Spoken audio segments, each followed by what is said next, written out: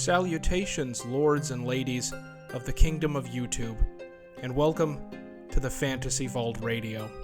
I am your most illustrious host, Stephen, and I'm glad to have you all along for the ride as we embark on the journey before us into a world of high intrigue, ancient magic, and looming darkness, all born from the imagination of yours truly. This is an original fantasy tale set in a realm inspired by the elegance and grit of the Napoleonic era of our own history, where noble houses plot, forgotten gods stir beneath the waves, and the flame of empire flickers on the edge of ruin. So follow along with me as we delve into the mystical and dangerous realm of Caledonya. When the emperor died, the bells rang for a full day and night. The skies wept, or so the faithful claimed, though others saw only storm clouds gathering.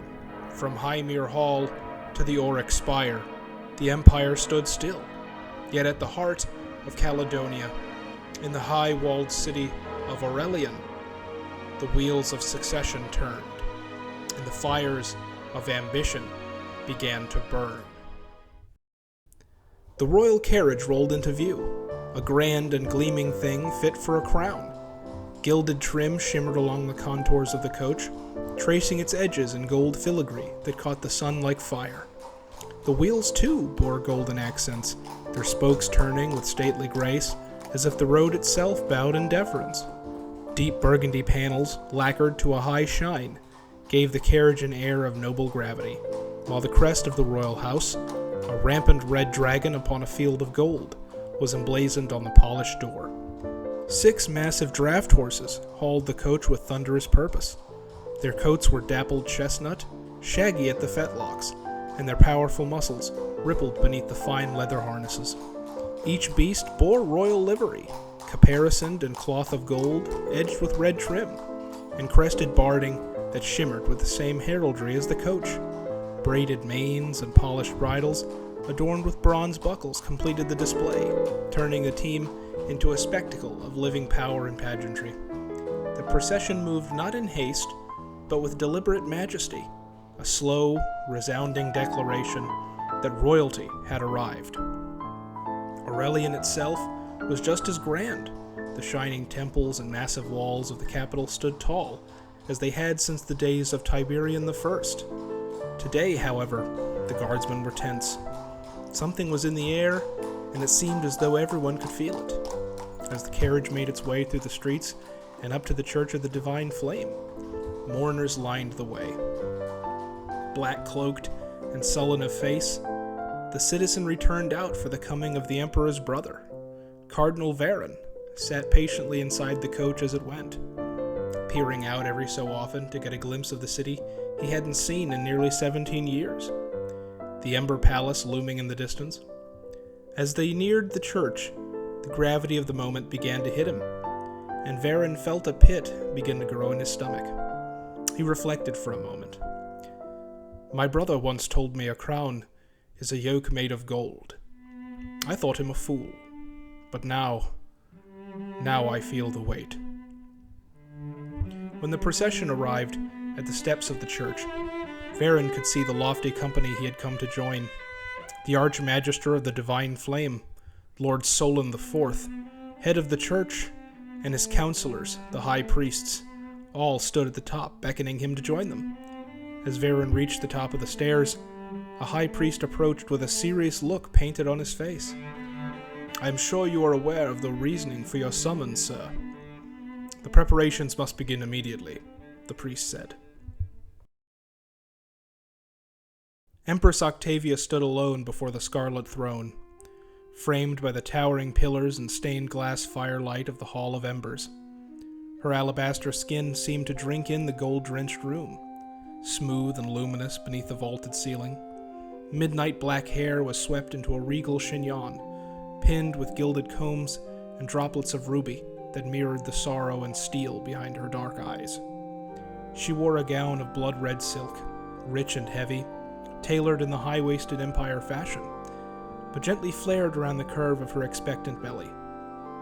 Fabric clung to her just beneath the bust, where golden embroidery woven in the shape of flowering branches spread outward like a promise or a warning. The swelling of her form was subtle, yet unmistakable. Not just the symbol of motherhood, but of dynasty, of future, of power yet unborn. She stood utterly still, save for one hand, gloved in lace and resting lightly upon her belly, while her gaze fixed on the empty seat.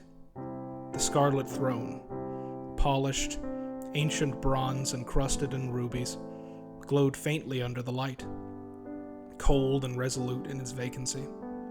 Her eyes did not soften. There was no tremble in her lip, no grief in her bearing, only quiet fury, and the unspoken oath of a mother who would see her child seated where others had fallen. Around her, the silence of the court stretched long, but in that silence, a storm brewed, draped in velvet, crowned in grief, and wrapped in crimson silk. The Knight Protector, charged with the protection of the Emperor and his family, Sir Harland Longhurst, entered the hall to find the Empress in her solitude. "Your Majesty, Cardinal Varen has arrived, and the Church intends to grant legitimacy to his claim," Sir Longhurst said. The Empress turned to the Knight Protector, a smug grin appearing on her face as she spoke. "The arch-ratbag will do as he pleases, as will his gaggle of sycophants. The true heir rests beneath my heart, Sir Longhurst, and no one, not the Church, not that fool Cardinal, nor the snakes prowling this very palace, will keep him from his rightful seat. We have work to do, sir." Chapter 3. The Emperor's Death. The Emperor lay sprawled across silk cushions, his head tilted back in rapture or death. He was handsome even now, his curls of dark hair splayed over the cushions like a landslide. The scent of crushed grapes and spiced oils clung thick in the air, mingling with the heady sweat of bodies and the faint metallic tang of blood. Mere hours before, the chamber was dim, lit by a dozen candelabras whose wax ran like tears down golden arms. Frescoes, half-finished, adorned the walls, fevered with color. Paint smeared not only on plaster, but across bare skin, lips, and fingers. Laughter had once echoed in this vaulted sanctum of indulgence, but now there was only the hush of dread. Tiberian the 15th, Emperor of Caledonya, lay naked to the waist, his chest dappled in wine and vermilion brushstrokes. One hand still clutched a goblet, tipped and dripping onto the carpet like a wound. The other hand was limp upon the thigh of a young courtier, a youth of 18 who sat frozen in his place, eyes wide and stark naked, painted gold leaf flaking from his lashes.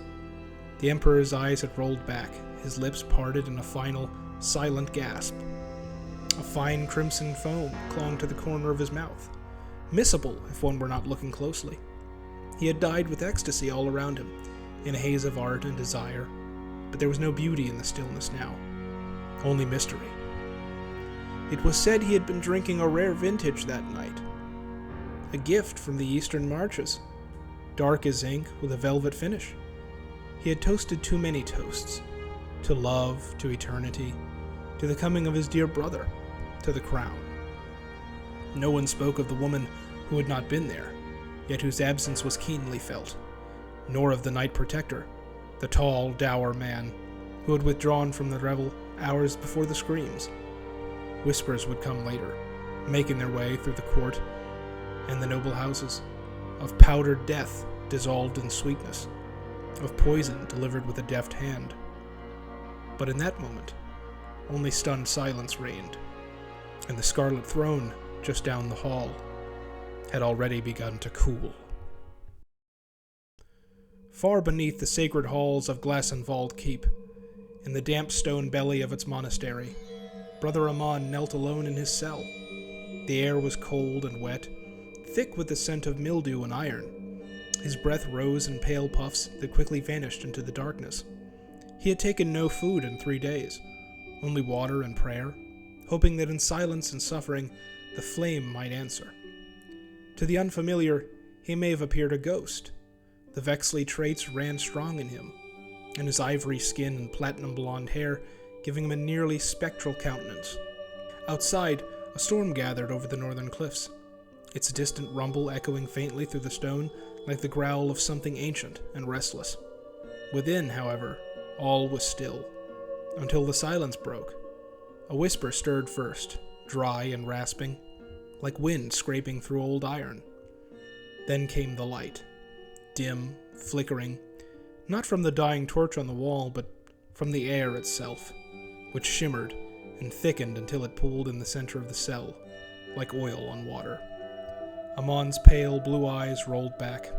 His lips parted, and the vision took him. He stood upon a cliff's edge, staring out over the frigid waters of the Thrymharrow Sea.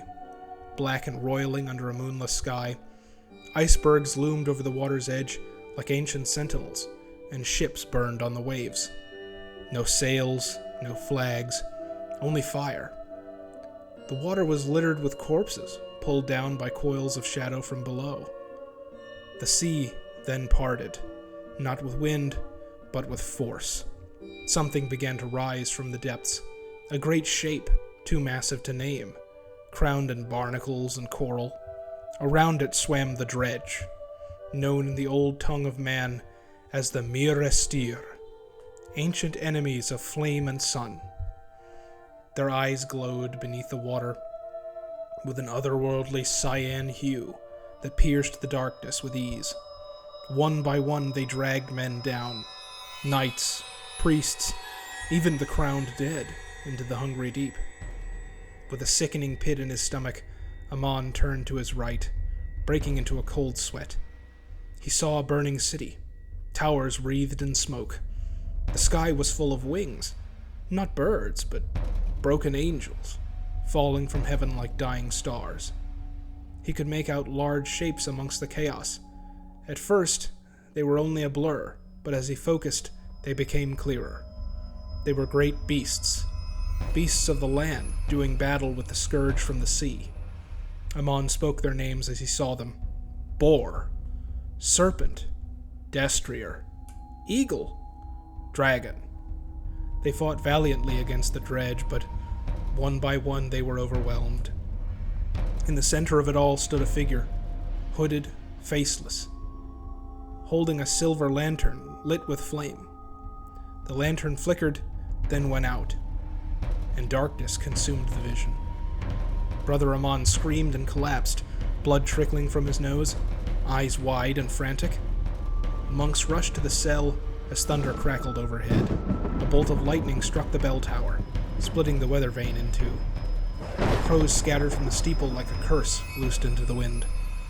Later, the scribes recorded his words, scrawled on the walls in charcoal and blood. The sea does not sleep. The lantern is fading. First comes the fog, then the tide, and the flame shall fail. We are running out of time. In the coming days, Caledonya would not mourn long. The bells of death would be replaced by drums of war, the halls of prayer by whispering thrones, and far to the north, where men once burned pyres for protection, the sea began to stir.